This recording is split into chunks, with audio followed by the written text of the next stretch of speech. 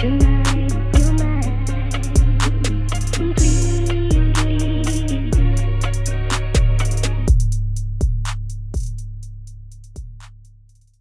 it going, everybody? Welcome back to another episode of Good Morning Let's Basketball. We apologize for the delay. I know it's been a minute since we've uploaded to our Spotify and YouTube, but we've been staying really active on the Instagram and TikTok reels, so make sure you guys are checking those out. Daniel just got back from paternity leave, so congratulations to him. But, without further ado, it's been a crazy offseason so far, just with a bunch of trades and free agent signings. So the first one that I really want to get into is the one that kind of rocked everyone's world, is Damian Lillard has finally requested a trade. Shit, it's probably going to snow in the middle of summer because it's been a long time coming, honestly. And there's a list of teams that we had him going to and just stuff that we've seen around the internet. I know Brooklyn was rumored. Miami's definitely the spot that he wants to go, and it's the only spot that he really seems like he wants to go, as well as Philly and LA. So out of those four teams, I think those four teams are pretty good in the sense of where he can win a championship. But the spot where I think he could definitely win a championship the best, to me, is Philly. Because Philly, they finally have a good coach in their system now. And I thought Philly, without Damian Lillard, with a good coach, was already going to be scary, especially if they bring everybody back. And they're also working on a trade with James Harden currently, so they could get a couple more assets and role players with that. I think him and Embiid would match up pretty, or be able to play pretty well together, as well as Tyrese Maxey. I mean, Damian Lillard can play pretty good with other point guards, and now throw a MVP level big man in the mix. I think they can definitely make it work. Also, especially with the new signing of a head coach with Nick Nurse. I mean, Nick Nurse is a great coach. I think stuff can work out really good over there. And then the second team that I think Damian Lillard can, I don't think he'd win a ring here, but I think that he could find great success there, is actually Brooklyn. Brooklyn has a really young team. They have a lot of young talent, and they also have great defenders on that team. I feel like he could lead that team pretty well. I mean, we saw what Mikal Bridges has been doing on that team as like the number one option, and he was scoring damn near 25 points a game. And they also re-signed Cam Johnson, which is really good. But as far as speaking as Miami and the Clippers, I think the Clippers wouldn't be very good at all, to be honest. I mean, I just don't think they have the depth and the level to be able to compete and win with the championship, even with Damian Lillard there. Also, especially if they end up trading Paul George. Paul George has been in a lot of trade talks recently. I know the Knicks have been pursuing him a lot. So if they were to get rid of Paul George, I'm assuming that they would probably bring Julius Randle in. And again, I just don't see a team of Damian Lillard and Julius Randle just be able to go out there and win a championship. And as far as Miami, they lost two of their best role players in Gabe Vincent and Max Strus. They definitely do not have that depth anymore. So I just kind of think Miami's out of the question. But I kind of want to hear what you guys think. Like, out of those four teams, like, where do you think Damian Lillard could definitely win a championship? Well, out of the four teams that you said, I don't really see him having an opportunity. I mean, this is just me personally. I don't really see him having an opportunity to win a championship with any of those teams.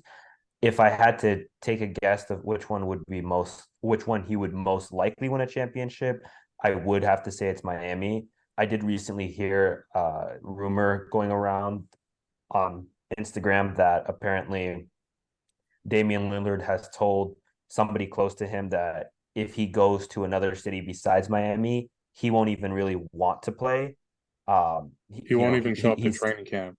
That's kind of the rumor that I've been hearing, is that he's been telling somebody close to him that, he wouldn't even show up to training camp. He wouldn't go to the practices and things like that. So it sounds like he really wants to be in Miami. And I think that any other situation for him would not be the best. I mean, maybe like you said, 76ers could be a good fit for him. But when a player wants to go somewhere, they're inevitably going to end up in that city. To me, whether it takes a year or 2 years, it'll happen eventually, because no one wants to get stuck somewhere. That's exactly why we're seeing Kyrie and trade rumors to the Lakers and things like that, because if a player is adamant about wanting to go somewhere, they're going to end up there. Yeah. So when I saw the news about like Damian Lillard getting traded, requesting a trade, I saw the only way that he would have stayed in Portland was for Draymond to sign there and re-sign Jeremiah Grant, which I thought was like kind of weird. I don't understand why that would be the only thing that would have kept them in Portland. I don't think that would have made them a championship contender team with those two players. And Jeremiah Grant re-signed for a 5-year, 160 million, and then Draymond went back to Golden State for 4 years, 100 million. I think his best landing spot is either Miami or Brooklyn. I I personally think Miami is better. They have the experience of getting far in the playoffs. They're a winning franchise. They have the best head coach in the league, Eric Spoelstra, and I think it'd be a perfect fit for Damian Lillard. Brooklyn isn't bad, but if Damian Lillard wants to go where he has the best odds to compete for a championship, I think Miami is his best bet. And I just think personally, I'm not a fan of the 76ers roster besides of Joel Embiid and Tyrese Maxey. I think other than that, if Damian Lillard goes there, I don't think he's winning at all. I think maybe they'll go to the second round like they usually do every year and then just get knocked out. I think the one thing though Philly was missing though was like a point guard, a consistent point guard that can like score. Okay, obviously, yeah, they did have James Harden the past few years, and James Harden has kind of took more of like that playmaking role. But I don't really know if they needed that because when James Harden was scoring a lot, or not even a lot, when he was scoring consistently, I felt like Philly was competing and winning a lot more. So I feel like they could definitely benefit a lot more with Damian Lillard in that position. Fuck's sake. And then as far as like Miami though, I feel like when it comes to winning a championship there, I think it's completely out the question now. I mean, they lost two of their best role players. I don't know if Caleb Martin can step up and kind of feel like that. I don't want to say third option role because Bam's there, but like third option scoring role. I mean, he played great in the conference finals against Boston. I mean, dude was playing absolutely out of his mind, but in the finals, we kind of saw him take a decline. I think he'll still definitely play well and keep it up throughout the whole next season because I feel like he kind of has like that confidence now. He know that he can go out there and produce because he did so in the playoffs. But it just, I don't know, with the Bucks coming back and what were you gonna say? I was gonna say, well, they're gonna get Tyler Hero back, and then they're also, I think, some of the rookies they have, and Nikola Jovic, they're gonna start using him more since they got rid of Max Strus and Gabe Vincent. So we might be able to see what he can do on the floor, and then with Jaime as well, that rookie that they got, I think he's gonna do pretty solid there. Yeah, honestly, false on Jaime because this is how I know Jaime Jaquez is going to be trash. When dude got drafted, you know what they were showing on the TV? Hustle highlights at college. Bro, we don't need that shit. Can you put the ball in the hoop? Yes or no? No? All right. The same thing with Nikola Jovic. I think he could be pretty good. I mean, I didn't really see him play at all last season. So it's going to be good to see him kind of get that opportunity. I feel like he can play well. I've seen very minimal film on him, so I'm not going to speak too much because I just be bullshitting. But yeah, I mean, it's been a little over a week now since Damian Lillard has requested that trade and an agreement hasn't been met. And I just don't think a trade to Miami can be made anymore with those role players kind of with Gabe Vincent and Max Strus not there anymore because Portland is also seeking an all-star in return. Miami doesn't really have that, or I don't think Miami really has an all-star that Portland would be looking for or that Miami would be willing to trade. Because if they have to give up Bam to get Dame, then forget it. They're not going to win a single thing. And other than that, they don't really have anyone else to give up. They don't need Tyler Hero there. They already have Simons. And They said they don't want him. Scoop. Exactly. Why would you? But so I just don't think Miami has enough right now to be able to pull off a trade with Damian Lillard, which is kind of like why I was saying, like, I don't think he'd be able to win a ship there. Because if they do pull off a trade, then they definitely won't have the depth and all of like the better players will be gone. But when looking with Philly, I don't really know who they could give up either because I doubt James Harden would want to go to Portland. I mean, maybe he would. They have a good young roster there, so he could probably play more of like that playmaking role that we've seen him been playing these past couple weeks or past couple years, especially with Scoot there now. Simons is probably going to take a lot bigger of a role, as well as Shaedon Sharpe. I mean, we know he can hoop pretty well. But yeah, honestly, I'm just kind of waiting for that Woj bomb these next upcoming days, and I've been waiting for it to see where Damian Lillard goes. Honestly, it's been a long time coming. But yeah, I think for my picks, I think Brooklyn and Philly would probably be my top two to where he would find the most success. I have a feeling when we do get that Welsh bomb that comes out, it's going to be some kind of 3-team trade. Because I do agree with you. I do think, like you said, as of right now, Miami doesn't have enough to give the Trailblazers for their franchise player. But I could see an opportunity where three teams collectively need something from each of them to put together like a monster trade, and Damian Lillard ends up in Miami. Now, obviously, one team has to lose out on that, and I think the team that would lose is probably Miami because of losing a little bit of their depth. But I don't think, like you said, if they have to get rid of Adebayo, that's not a good trade for them. I think that is kind of one of the things that they desperately need to have. And, we've talked about that before on the podcast of you need your big, you need a good point guard, and then you need your, guy kind of in the middle as a floater. And that's what Miami could have, but in a potential three-way trade, which is what I think is most likely, they would lose a little bit of depth, like you said. No, for sure. I'm kind of glad you brought that up though, because when that trade was made, I can't remember who tweeted it, if it was Shams or whoever else. They said that if a Damian Lillard trade gets made, which I think one will definitely get made, it would most likely involve three teams. And when I saw that, I kind of figured that Damian Lillard could possibly get traded to New York or LA, possibly, because like I said earlier, Paul George is on the trade block as well. They're shopping for Paul George, and a potential landing spot for him is New York. So, say hypothetical situation, like they send him to New York, Damian Lillard goes to either, what's it called, LA.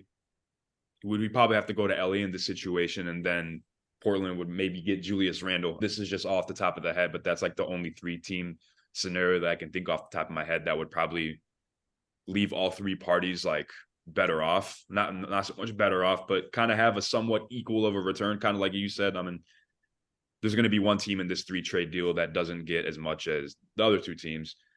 But you never know. I think, or we could just get completely smacked in the head and he goes to neither of these four teams, which I think would be even crazier. Yeah. But other than these four teams, I don't really have another team in mind where I could probably see him go, to be honest. You just see a headline that says Golden State Warriors have signed Damian, their third point guard of the season, and it's Damian Lillard. Yeah, that would be something. I'd probably just bounce CP3 off the roster at that point. Send him to the G League, Santa Monica Warriors. So I want to get your opinion as well, because when I sent the thing that Damian Lillard wasn't going to report to team training camp if it was anywhere else besides Miami Heat that he got traded, Daniel said that he feels like that should be like respected. The organization's not just going to trade him and not going to get something good out of it. Why? They have to try to find the best pieces back if they're going to trade up a player like Damian Lillard. Yeah, I mean, in requesting a trade, they're definitely going to want to send him to where he would like to go. I mean, unless it was like the Kyrie situation where Brooklyn kind of like stuck it to him and sent him to Dallas, or what San Antonio did with Kawhi and sent him out the country, literally. Or Donovan Mitchell and the Jazz. Yeah, exactly. But yeah, Portland is looking for something in return too. Like they want to benefit off this if they're losing their star that they've had there since the beginning of his career and has carried them pretty much for his whole entire career. They're going to want something in return. And they express that. They want a star level player in return. Now, they don't need an MVP in return, but they would like a star because they're in this rebuilding phase and they feel like they're in a comfortable enough spot with another star other than Damian Lillard. They feel like they can compete and win. And this team has a lot of young talent. So with Lillard kind of expressing him not reporting to team's training camp if it's not Miami, I mean, we've seen this before. A lot of players have done it before, especially in other sports. It's not just an NBA thing. I mean, I feel like it's kind of just petty in a way. I don't really like that. I mean, in requesting a trade, you kind of have to be ready to go anywhere where the team is going to send you, because at the end of the day, it's up to them. Like you can say, no, I don't want to go there all you want, but they can just say, well, too bad, we already did it. They don't really need your approval.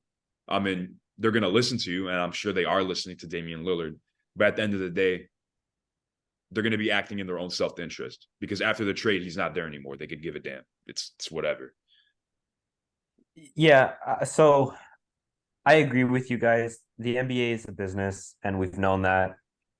Players can't be too picky about where they end up or how good of accommodations there are at some points. Like we've said, like Kevin said, it's a business. But I will say that NBA teams do have to be careful of not doing business in bad faith, especially when it comes to players of this magnitude like Damian Lillard, right? Damian Lillard put so many of his prime years into that team.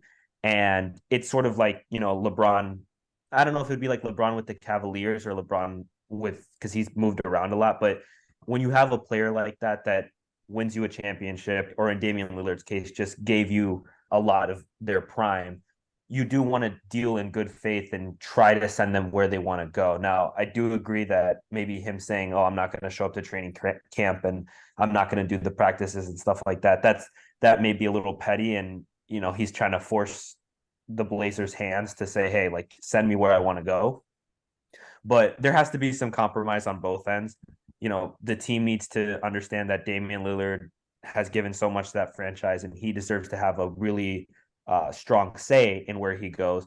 And Damian Lillard needs to understand that, like you said, Kev, that team, they need to get something out of it, right? They can't go home empty-handed. So, yeah, I mean, I just hope that wherever he ends up, he plays well, and he tries his absolute hardest, as some would say, but we'll see. The Portland Trailblazers aren't just going to be like, hey, you played here for like 12 years. Here's Kyle Lowry to make you happy. Yeah, I mean, I accept that. It's going to be interesting to see wherever he goes. I mean, I think looking at it more now and thinking about it more, it's definitely going to be a 3-team trade at least, with the shopping for Damian Lillard. My question is, I just want to see him get traded already, honestly. This news has kind of just been living in my head rent-free for about a week and a half, almost 2 weeks now. And I just want to see it. But it'll be a good new look for him, honestly, whatever team he goes to. But speaking of new looks, honestly, the Rockets, they've been making some moves this past offseason. First off, with the signing of a new head coach, Ime Udoka, RIP Celtics fans. We know what he can do. Ime's a great coach. He's a really good player development coach, as well as a defensive coach. And some of their new free agent signings this offseason as well. They signed Fred VanVleet and Dylan Brooks, as well as Patty Mills. But this is where I'm confused. I feel like they could have gotten VanVleet and Dylan Brooks for way less than what the fuck they paid for. Those two players alone took up $210 million. Yeah. What the hell is this? Anyone can get paid. We know Dylan Brooks is trash. He got $80 million. He's getting 10 times more money as Russell Westbrook. I saw that. First off, I wouldn't pay either of those guys. Not because they're trash. Well, one of them is. But like, I just wouldn't want either of those guys on my team. But like, do $210 million for VanVleet and Dylan Brooks? Are you sick? Like, what is this? So I have so many thoughts on this, but I'm just gonna start off with one. Victor and I had a conversation about the Rockets before all of these trade rumors happened, and it was hilarious because I think we were in the drive-thru at Panda, and Victor goes, "Dude, the Rockets are about to be nuts this year." And he goes, and the first player he says, he goes, "They just got they're about to get Fred VanVleet." And I was like, sick. No, because it seemed like every time I They're opened winning the Twitter, championship.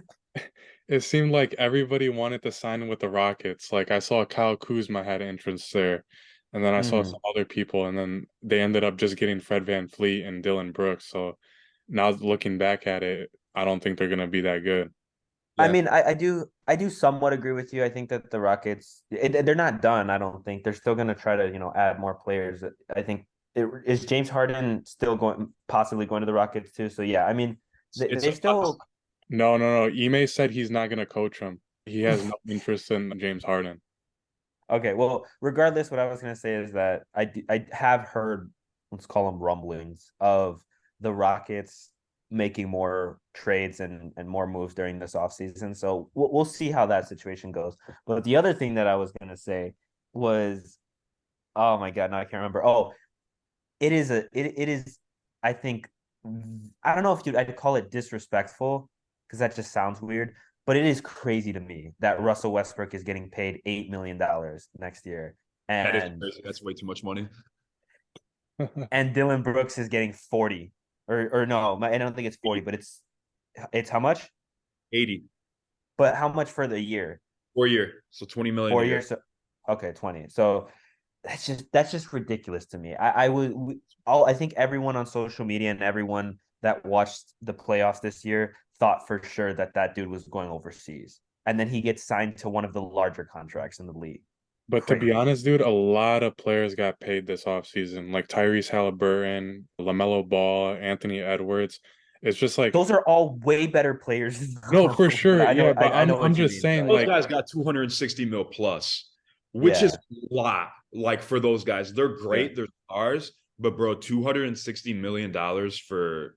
So Halliburton. you said Halliburton. Halliburton's great. I think he's definitely like a player that you could pay a lot of money, but 260 million, man, fuck. Like that's just a lot. But that's just what these players get paid nowadays, man. Just the money that the NBA makes is insane. Like they can afford to pay them. But these Rockets, like they got young players. They have a great head coach, and then the signing of these three, and I guess who else did they sign? That big goofy white dude from Phoenix, Jock Landale, whatever the hell his name is. He's there. I don't know why I brought him up. This guy's useless, but fuck it, he's on the team now. But oh my god. I don't know. This was I kind of wanted to mention. I'm glad we brought up James Harden because it kind of goes hand in hand with our next topic, with the top 5 teams that he could go to. One of them being the Rockets. It's interesting. I actually didn't see that Ime said that about James Harden. It just came out like a day ago. Oh, is that right? I'm glad. Like that's good. That's the perfect right move. I don't think they need James Harden there. I mean, we all know what he wants, man. He wants basketball freedom, and I don't think Ime is really going to put up with that. I mean, he expressed it. He's not going to. So we definitely won't see James Harden going to the Rockets, but I definitely see the Rockets having a little bit of an improvement from last season to this season. Well, honestly, anything will be an improvement. They won like 12 games. So I think they'll definitely win more than 12 games. If Jalen Green can get the hang of it a little bit more and not just go out there hooping like it's hoop mixtapes or whatever he's trying to do. He just goes out there hooping like it's AAU. So it's good to bring in these veteran guys. I mean, these guys are winners. Patty Mills, champion with the San Antonio Spurs, and he has been on a lot of great teams since then, as well as Van Fleet. Van Fleet's an NBA champion. He has that experience. He's a great player, great distributor, great scorer. So it's going to be interesting seeing these Rockets and seeing how good they become and how good they can become. As far as their ceiling, I feel like their ceiling with this new squad and maybe whoever else they bring in, I say they could probably, possibly, if all goes decently, maybe like a 8-seeded playing team. That's where I could see them probably being. Yeah. I think with the Van Fleet and Patty Mills being in the locker room, it's going to help the development of Jalen Green and Kevin Porter Jr. I don't know what Van Fleet's role is going to be yet, but I'm going to assume he's going to be a starter. With the addition of Van Fleet and Dylan Brooks, it's going to help the Rockets on defense. Because last season, the Rockets were 28th ranked defense as a team overall. And Van Fleet averaged 1.8 steals per game, and Brooks averaged 1 steal. And the Rockets are a young team. I think the roster is going to be an improvement from a little bit from last year. And with their new coach, Ime, it's going to be an upgrade from Steven Silas. I think Ime is a good coach, and it seems like he's got a lot of respect from players and coaching staff as well. We've talked about how he stole 3 of the assistant coaches from the Celtics, and they came to be assistant coaches underneath him on the Rockets. Mm-hmm. I don't know if you guys watched any Rockets games last year. I mean, they were never televised, so I definitely don't blame you guys if you haven't. But like, it was bad. Like, it was so bad. Like watching this team play, that's just like it wasn't there. Like, no one looked like they wanted to be there. I mean, they sucked. I mean, there was no veterans in the locker room. It was just a young team. They weren't very good. So having a good coach in there, and I'm glad you brought up that defensive aspect. They did bring in a lot of defensive players, also a very defensive-minded head coach. And when we saw what Ime did for the Celtics that one year he was there, they were the best defensive team in the league. I mean, he got Marcus Smart's trash ass to win depoy somehow. But yeah, these Rockets, it's going to be interesting. They got some new. What was it that John Wall said about the Rockets? He was like, man, they were starting this motherfucker. Who was it? I remember John Wall said something bad about the Rockets. It's just about, I don't know along the lines what it was, but I remember seeing something, but I can't remember what it is off the top of my head. Yeah, he was like, we were so bad, they had to start this one guy, and I can't remember who it was. Shit, just a 2K auto-generated Roy Smith. An unknown player. A copper. But yeah, I'm not expecting too much out of the Rockets, but it'll be a nice little change. Maybe they can get some wins under their belt. But speaking of the Rockets and James Harden, obviously he's not going there anymore, but he has been working with the Philadelphia 76ers on a trade. So yeah, he's finally done with Philly. It didn't really look like he wanted to be there that much either. But I was thinking of potential landing spots for James Harden and scenarios. And I came across with a couple. I just feel like it's not in a lot of teams' best interest to acquire James Harden. Like, it's still James Harden. He's great, but like, do you really want him or do you really need him? Because you're probably going to have to pay him a lot of money, and you're not paying him for the way he's playing. You're paying him for his name, for the name James Harden. So to me, it's just not at all worth it. But a couple teams I could see him possibly with him in Philadelphia, possibly working out a trade. One team that I had in mind was probably New Orleans. I don't think it would be the best option for James Harden, but I think both teams could probably benefit from this trade. We know that they deal with injuries. Zion, he's been pretty injury prone, and a lot of the off-court stuff he's been dealing with recently. And it's been, I don't want to say like a waste of time, but it's possible that they do trade Zion Williamson. So I feel like Pelicans could be a solid team for him to go to. Another team is the Knicks. But I don't really think Philly had Julius Randle in mind as their star that they would want to bring in for getting James Harden. And I definitely don't think New York will give up Jalen Brunson in this exchange, which I think would be a lot better than acquiring Julius Randle, especially since I think his dad's literally the head coach. So I don't think that's going to work out too well.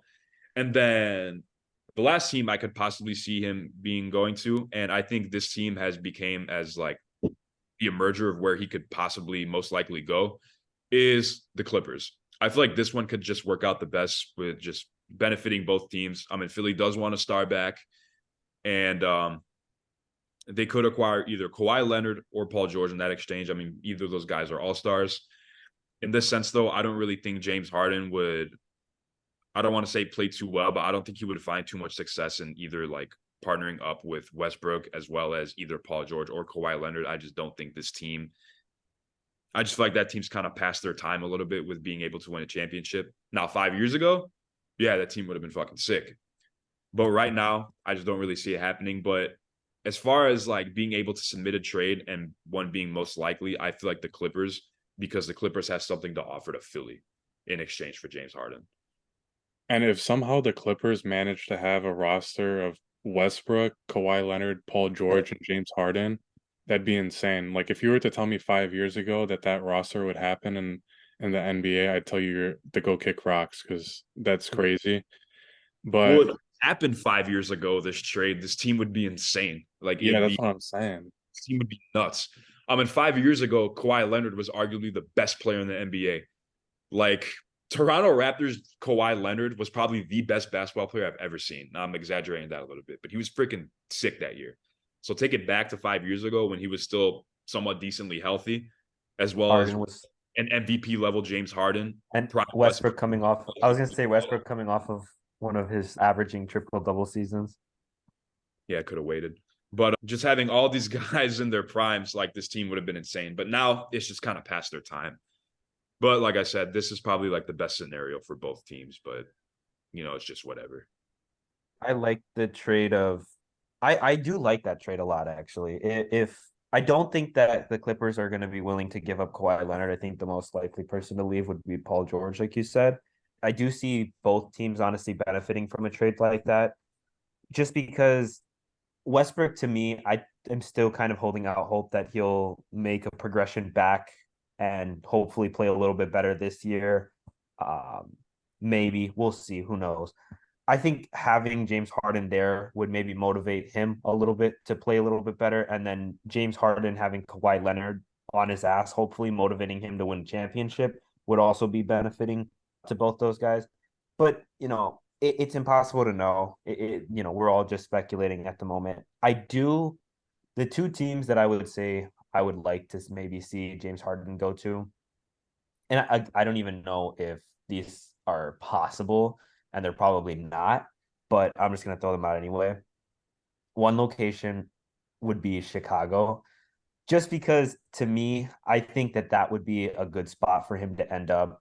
He could do his thing in the city and get into his trouble or whatever, but you would still have at least two or three guys on the Chicago Bulls right now that do want to win something. And then having a pure scorer like James Harden on that team would, I think, just kind of help them overall on offense. And then the other team is the Washington Wizards, just because I would like to see Jordan Poole and James Harden and watch those two idiots play a game together. That would just be, I don't know, blissful to me. But yeah, I mean, I think the most likely areas that he could end up are the places that everyone's most likely he's talking about, which is still probably the Rockets is at the top of that list. Or no, we said Ime Udoka just said no, he's not going to be playing there. So I don't know. I mean, what are the most likely areas for him to end up that everyone's saying like, okay, Clippers and these are for Knicks. sure. That's it. Just Clippers and Knicks. Well, that's like the main two teams, but I know the 76ers said they're probably going to package PJ Tucker with it. I personally think his best bet is going to the Clippers. I can't see Knicks and 76ers getting to a point where they land a deal with each other where both sides are happy with their trade. And I personally think if Knicks land James Harden, he'd ruin what they've been building there. Knicks are a solid team and have the potential to go to a deep playoff run when they get chemistry and experience together. And I think the signing of DiVincenzo will help them when he's coming off the bench. And they're relatively the same team as last year. And I like the trade with Obi Toppin going to the Pacers for 2 picks. Obi didn't really have a big role there, and he didn't really fit with the Knicks.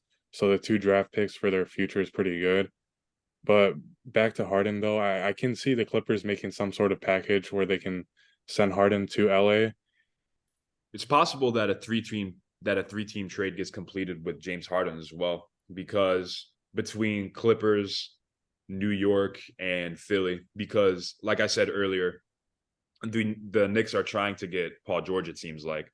So if those 3 teams are able to twist something around, I think it could definitely work. I feel like that'd be the best scenario in sending Harden to LA, PG to New York, and then whoever the hell to Philly. But I don't, like I said, I don't really know if Philly's really pursuing like a Julius Randle type player, or maybe they could even get Paul George. But yeah, this trade is definitely gonna. I like to see where he goes, just because, like I said, I feel like teams don't really want James Harden that bad, because you can get a player who can do exactly what he does for way cheaper. Like, I doubt anybody wants to pay Harden a max or a super max even. Like, that to me is just kind of a stretch. I definitely agree with what you said earlier. I think you're mostly just paying for the name at this point with him. You're not paying for what he's going to do for you on the court. You're paying for the name James Harden. Yeah. That's the way I see it, at least. I don't know. If I was a GM, I wouldn't really pursue James Harden at all, because you can get someone at probably at his level that he's been playing with in the past year for way cheaper. Would you agree with this like assessment of James Harden? From what I've seen when he plays, it seems like when he's a lot when he's taking the role of a playmaker in games and his scoring is suffering, the team loses. If he takes on the role of the scorer and he isn't basically being as much as a distributor during that game and he scores 45, but he had 3 assists, the team also loses. It almost seems like with him, he's never been able to really put those two together and be the player that everyone wants him to be. He's just one or the other, and it never really works out for them. He used to be able to back in Houston. He was putting up 45-point triple doubles like Yeah. nightly basis. But like I said, it's a little bit past that time, so I just don't really. I don't know. We'll see where this dude goes. I like wherever he goes. I don't think he's going to win a ring. I feel like that's completely out of the question now, unless he somehow gets to the Lakers and they make some moves. But again, I don't think so. But in saying that, the Lakers have made a lot of new additions. It seems like they're signing the whole NBA to the team this offseason. And we saw that what their current roster was able to do last season, they went all the way to the conference finals and got swept to Denver, unfortunately. Re-signed Austin Reeves, re-signed Rui Hachimura, as well as some other additions. So do you guys think that these new additions to the Lakers could possibly have them compete even more for a title, even more so than last year? Because they did sign some pretty good players. Cam Reddish is decent. He can come off and shoot. The Lakers kind of struggled with shooting a little bit, and he's a great shooter, so that could help them there. As well as Jackson Hayes. I feel like Jackson Hayes has amazing potential, honestly. Like I think he fits the way he plays fits the NBA perfectly now. He's a tall, lanky guy. He can shoot a little bit. He can jump out the gym. I think it'll help them a lot. But yeah, I think the Lakers are definitely in a way better position this upcoming season than they are last season, not only because they brought everybody back, but they also were able to sign a couple of key pieces as well. Yeah, I like the new additions that they have to the Lakers roster, particularly Jackson Hayes, Gabe Vincent, and Cam Reddish. But I don't know if it's enough to make them a title contender yet. I think it's a little bit too early to tell. We'll see once the season starts. But Gabe Vincent will definitely help them stretch the floor with his 3-point shooting. It's something the Lakers needed, was 3-point shooting during the regular season. They were 27th in the NBA behind the arc, shooting 34.4%. And I think their team has slightly upgraded overall with all these signings that they made. And the big thing for the Lakers, and it has been for a couple seasons now, is chemistry and how well are these guys going to be able to play with each other. Is it going to be the same story at the All-Star break where where the roster gets traded and they have to revamp the whole team? I mean, I don't think that this will happen considering they were in the Western Conference Finals this year, but I mean, it's definitely a possibility. I think since this happened all in this summer during practice and preseason, I think they'll get that chemistry and ultimately won't let this mistake happen again. Yeah, I remember we've said in past episodes that the one thing that Lakers team needed this past season was just more chemistry and time, because that team that we just saw in the conference finals, they were only with each other for what, 3-4 months. Yeah. So now we'll have a whole season to be able to better prepare for the playoffs on top of the new signings that they just had. I mean, Gabe Vincent has been to the NBA finals. He's been on deep playoff runs. I feel like he'll be a big contribution to the team. And so he'll probably come off the bench, that I think about it, because with the re-signing Austin Reeves and D'Angelo Russell too. So I could definitely see Gabe Vincent coming off the bench, which to me is perfectly great. They'll probably have Rui coming off the bench as well. So yeah, I think just with the right amount of time, I feel like this team can definitely compete for a title. I mean, they competed for a title last year. They made it all the way to the conference finals before having all of these guys signed, and they brought everyone back that they wanted to. So yeah, I just think with time, I hope that they don't have another All-Star break where they swap 4 or 5, 6 players and basically just start all over again, because that'll just set them back. I feel like they're in the position that they are right now. They know AD can stay somewhat healthy throughout a season. Bron is still doing his thing. Hachimura is emerging, as well as Austin Reeves just got paid. But we know what happens when players get paid the very next season. They kind of shit the bucket a little bit. I don't know if that'll really be the case with Austin Reeves, just because he's not like a number one option on the team. As long as he just sticks to his role, he'll be fine. But, I think we'll see. I definitely see the Lakers. They won't be a play-in team next season. They'll definitely have a spot in the playoffs, but we could possibly see them in the conference finals again if they're able to get past teams like the Warriors or Memphis or even kind of the king of the league right now in Denver. Yeah, I agree with pretty much everything that you guys said, and you guys hit every point. But overall, next season, I see the Lakers being maybe a 6th, 5th seed team. So, like you said, they won't be in the play-in. They'll definitely make an improvement, and they've made a lot of good additions to the team to where they'll be a lot more of a well-rounded team or contender going into next year.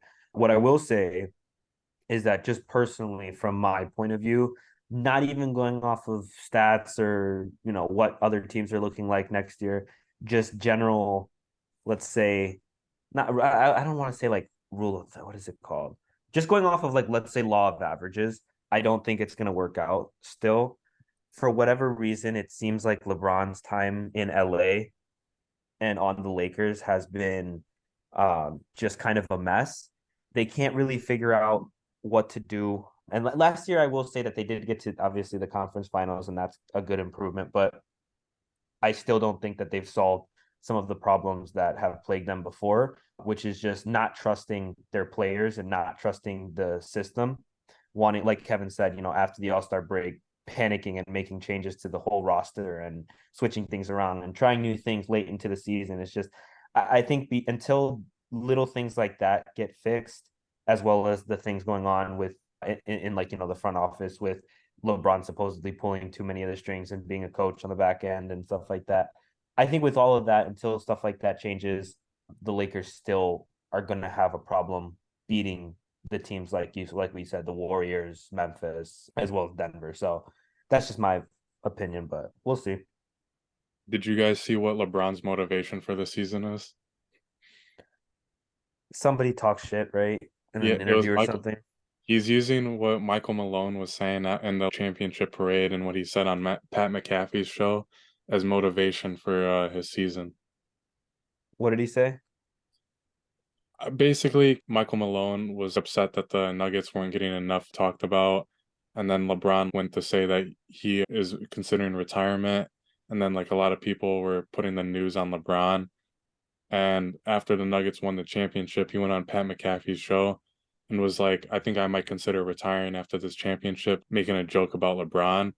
LeBron saw that. He made an Instagram post about it. And then a news article came out or something saying that he's going to use what Michael Malone was saying for motivation for this next season. Let motivated. Yeah, like coach now. Yeah. I don't know. You would think he'd have motivation after win or losing how many conference or how many finals and missing now only like two. No, he's only missed one playoffs, losing a conference final. Basically, what I'm saying is him only having 4 rings and being in the position that he's been, which is 10 and I don't know, like 11-4, something like that.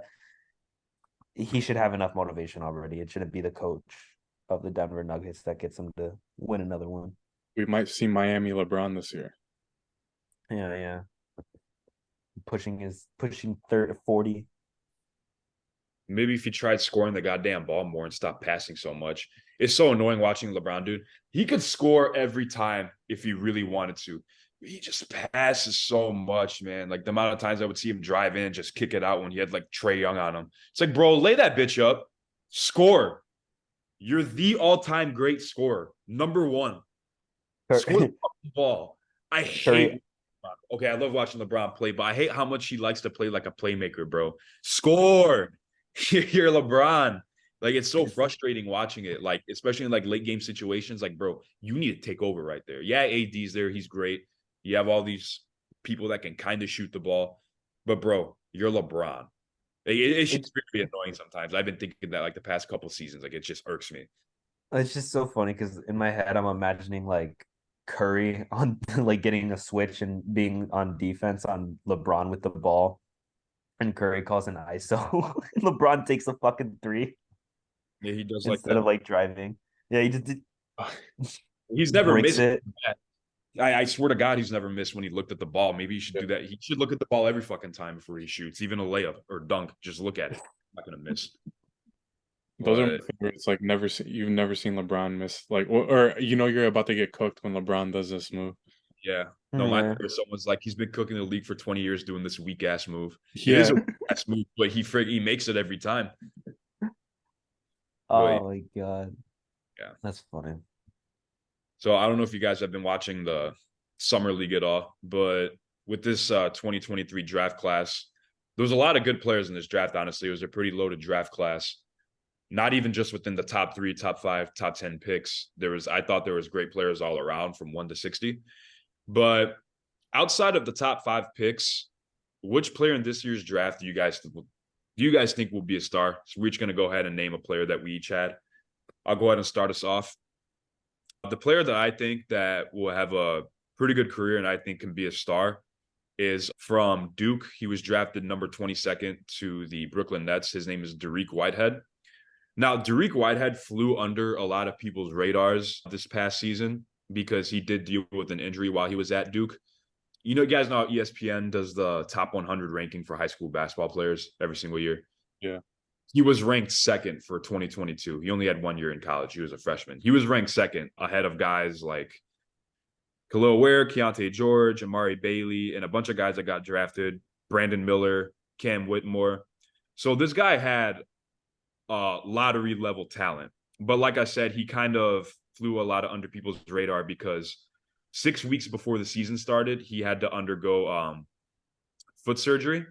So they kind of anticipated him to be a little bit limited during his season at Duke. So I don't think he started any of the games that he played in, but he would play a decent amount of minutes. It was kind of like a Kyrie situation, how he only played like 11 games at Duke, but Kyrie was Kyrie and he was still drafted number 1. But with the limited playing time that Whitehead had at Duke, he still averaged around 10 points a game, just under. He averaged 8.3. while also shooting 43% from three on 3.5 3-point attempts per game. And he's a very explosive guard as well as attacking and shooting, but it wasn't really displayed at Duke. So you're going to have to see his high school film in order to see it fully on display. But he can work both on and off the ball. Defensively, he has a lot of good off-ball instincts, and he has a long wingspan, and that kind of allows him to get a lot of steals. But yeah, before he had an injury, he was actually ESPN. They do like a way too early mock draft at the beginning of every college season. And a lot of analysts and coaches actually had him going within the top 5. So the guy's a lottery level talent, but because of that injury and that his limited playing time, that he fell pretty good in the draft. But he has great footwork. He's a great shooter, and he slipped to a pretty good contender. I would say I'm in Brooklyn. They're a pretty solid team. They have a lot of young guys there. I think he could definitely find his way in the rotation at some point during his rookie season, especially even maybe say if Damian Lillard goes there, he could also get great experience, say in playoffs and also later in the season. But yeah, Dariq Whitehead was my pick. I think he's a guy in this draft who was pretty slept on because of that injury, but he's still a great player. I mean, he was ranked second and teams had him going within the top 5 before he dealt with that injury. And among all the players in the draft, I think his ceiling is among the highest out of anybody in this draft. Guys like Wemby, guys like Scoot, Brandon Miller. I think he's right there with those guys when it comes to their ceiling and their potential. So for my guy, I know Kevin shit on him a little bit earlier in the podcast, but I picked Jaime. He was selected round 1, pick 18 by the Miami Heat, and I liked him at UCLA. He's 6'7". He averaged 17.8 points per game and 8.2 rebounds at UCLA. And I think Miami's a great franchise that he landed at. We've seen their winning history. He's going to be under a great head coach, Eric Spoelstra. And he's been putting on a clinic in the Summer League, California Classic. He played a significant role in beating the Lakers Summer League team 107-90. He had 22 points on 53% from the field. He's explosive, and he threw down a poster, and he's very good off the pick and roll to get a shot off, and he can hit threes, and he can also play multiple positions on the court. And what I like too is in an interview, they were asking him one of his weaknesses, and it was closeouts on the ball. And you can tell that from watching the game that it was a little bit different adjustment from playing college ball. And I liked how he said he's continuing to work on that on his closeouts. And I think he's going to be a pretty solid pick for the Miami Heat.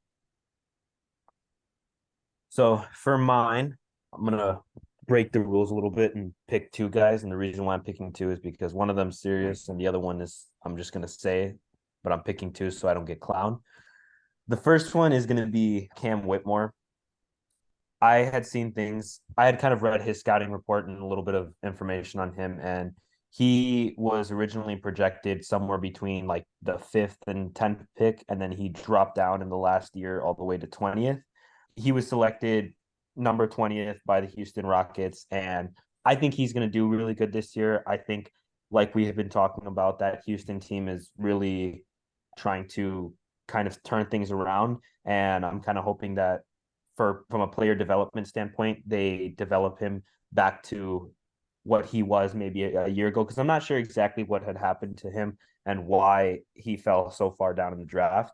But I would like to assume that this kid could potentially, get a lot better, especially going to a place like Houston. He's 200. Hold on, let me look at this stats. So he's 6'7", 232 pounds. And just from watching him on like YouTube, watching his highlights, things like that, his gameplay, he seems like he's really good on the ball. He seems like he's really comfortable, and he looks like he's ready to play in the NBA. I would say that with him, Jalen Green, and then a lot of the other guys, like we said, that they're adding, he's going to fit in perfectly on that team. He's, just a taller forward that can handle himself well on the ball. So we'll see how that goes. And then the other pick that I have is Jalen Hood-Schifino. And the reason why I picked him, which he was picked 17th by the Lakers, I'm pretty sure, was he played at Indiana University. I only got to see him play once, and I'm pretty sure it was after he came back from an injury. I think I even kind of talked about it briefly on the podcast when we first started this podcast, of the fact that I had gone to an IU game and that I thought that, Hood-Schifino was a really good player, and he just looked so comfortable on the ball. He just looked like there's some players when you watch them, they just look like they're ready for that next level of ball. And that's kind of the vibe that I got from him. And also, when he went into that, what would they call, like, showing or whatever it is with the Lakers, he obviously showed and talked to Rob Pelinka and all of those guys, and he motivated them to want to pick him, or he basically proved to them or showed them something that no one really knows what he did to make them so motivated that they picked him. But if you looked on their Instagram and on their feed and stuff like that, they were really motivated and excited to sign him. So I think maybe they know something that we don't. This kid only had a little bit of time to shine really in Indiana University, and Trace Jackson Jr. was the real kind of star of. Well, wait, what did I say? Who? Bro, he said Trace Jackson Jr. again. Dude, I keep on fucking up his name. My bad. All right. Anyway, my point is that being on the Lakers and being on that team, there's a lot of veterans in that locker room, and he's playing with fucking LeBron, so you would think that he'd probably improve as a player, and if he's already at a position where he's playing at a high level, I think he can only go up. So just a little bit. Wait, Daniel, I can't tell. Are you an IU fan though? I mean, yeah, I like IU. Obviously not. Freaking But with our picks, we'll find out who really knows ball. Y'all don't know ball. First off, Daniel can't even get the fucking names correct. Jaime on draft night had his goddamn hustle highlights showed him diving on the floor and shit. I think I got this. I'm not going to lie. I'm very confident. But you never know. Jaime could be the greatest. Definitely not. He could probably be the greatest in like China or some shit. Could be there. But yeah, with Daniel's second player, I knew he was going to pick one of the IU guys. I didn't know if it was going to. I didn't know if you were going to pick Hood-Schifino or Trace Jackson Jr. though. He had 3 picks. We had 1 each. Yeah, damn near. I didn't choose. Still lose. But no, speaking on it, the summer league has been pretty entertaining. I've been watching the games. You can't bet on them on FanDuel, unfortunately. That's kind of some shit. But summer league has been pretty solid. The young players are going out there, getting after it. It's good seeing the top picks going out there and play. They definitely don't think they're too cool to play in the summer league and all. But yeah, it's been entertaining. I don't know if you guys have been watching it at all, like I said, but I would say definitely keep an eye out for these guys. There's a lot of good talent in this draft. I definitely do think so. Well, that's another episode of Good Morning Let's Basketball. Make sure to tune in every week. We're going to try to upload and be consistent again every Sunday. Try to look out for an episode. Make sure to follow us on our socials, link down in the description. And we'll see you next week.